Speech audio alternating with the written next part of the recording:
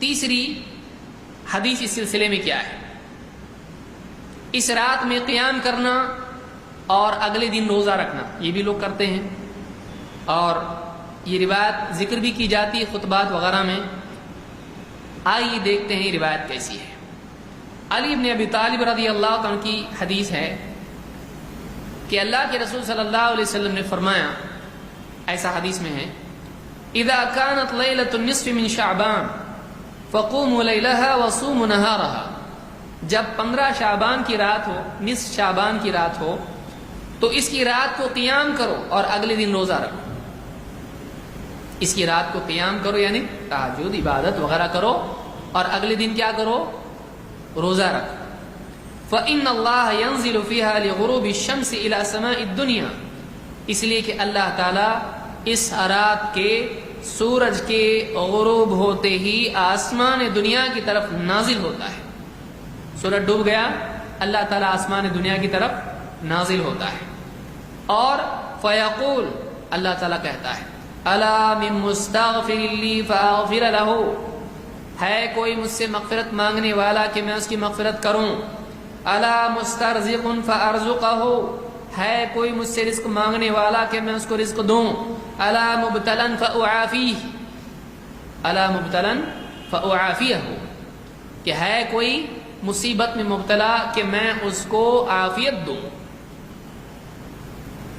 دو مغفرت کی، دو رزق کی، اور دو عافیت کی رکعتیں پڑھتے ہیں نا لوگ مغرب کے بعد، وہ اس کے لیے پڑھتے ہوں گے۔ کوئی تو بتایا ہوگا 2 رکعت پڑھ کے مانگو یہ، 2 رکعت پڑھ کے مانگو وہ، 2 رکعت پڑھ کے مانگو یہ وہ، تو اس کی کوئی دلیل ہے نہیں، یہ دلیل مل رہی ہے، لیکن اس میں نماز کا ذکر ہے وہ بھی نہیں ہے، لیکن حدیث کیسی وہ آگے ہم دیکھیں گے۔ الا کذا الا کذا حتی یطلع الفجر، اللہ تعالیٰ مسلسل اس طرح سے اعلان کرتا رہتا ہے یہاں تک کہ فجر کا وقت آ جاتا ہے، یعنی مغرب سے کب تک چلتا ہے یہ سلسلہ؟ فجر تک، مغرب سے عشاء تک نہیں ہے، مغرب سے فجر تک ہے۔ لیکن صحیح ہے کیا؟ پہلے یہ بھی دیکھیں گے۔ اس حدیث کو کس نے روایت کیا ہے؟ ابن ماجہ اور بیہقی نے شعب الایمان میں، لیکن یہ حدیث بھی کیسی ہے؟ موضوع، گھڑی ہوئی۔ کیوں؟ اس لیے کہ اس میں 3 علتیں ہیں، پچھلی میں 2 پرابلم تھے، اس میں کتنے ہیں؟ 3، بڑھتے جا رہے ہیں۔ نمبر 1، پہلا راوی اس میں ہے ابراہیم ابن محمد۔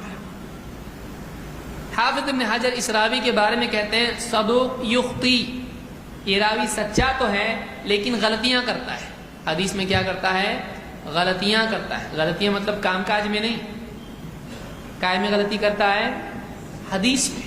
تو جو راوی حدیث میں غلطی کرتا ہے اس کی حدیث لی جاتی ہے۔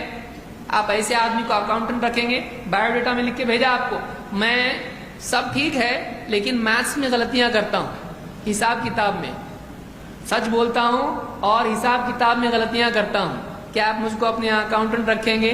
آئیے کریں گے آپ بولیں گے سچا ہے، بہت اچھا ہے، کوئی دوسرا کام دے سکتا ہوں لیکن حساب کا کام تجھ کو نہیں دوں گا۔ سچا ہے، بہت اچھی بات ہے، چوکیداری دے سکتا ہوں، دوسرا کچھ کام دے سکتا ہوں، ایڈوائزر بنا سکتا ہوں، لیکن اکاؤنٹنٹ تو یہ سچا ہے، لیکن حدیث میں کیا کرتا ہے؟ غلطیاں۔ تو اس کی باقی چیزیں تو لی جا سکتی ہے لیکن حدیث میں غلطیاں کرتا ہے، وہ نہیں لیا جائے گا۔ یہ اس لیے ایک پہلی علت ہوئی۔ دوسرا راوی ہے معاویہ ابن عبداللہ ابن جعفر، اس راوی کے بارے میں ابن حجر کہتے ہیں مقبول، یہ راوی مقبول ہے۔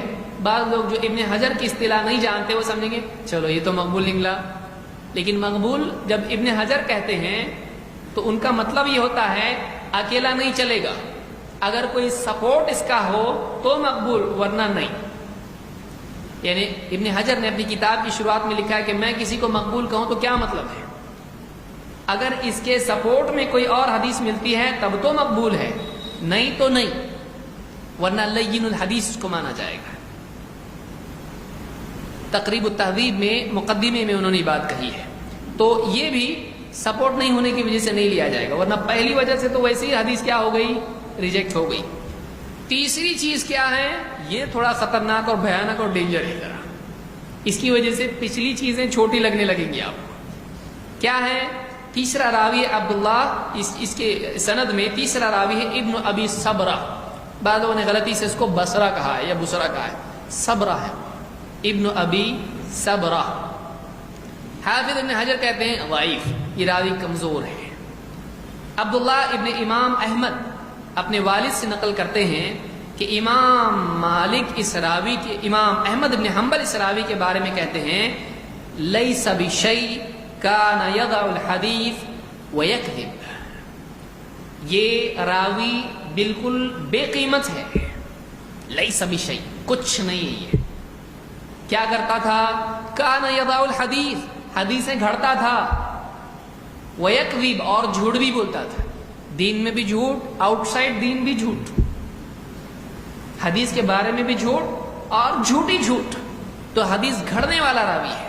ابن حبان فرماتے ہیں کہ کان ممن یروی الموضوعات عن الثقات، یہ راوی معتبر راویوں سے حدیثیں، گھڑی ہوئی حدیثیں نقل کرتا تھا، گھڑ کے ان کے نام سے حدیثیں بیان کرتا تھا۔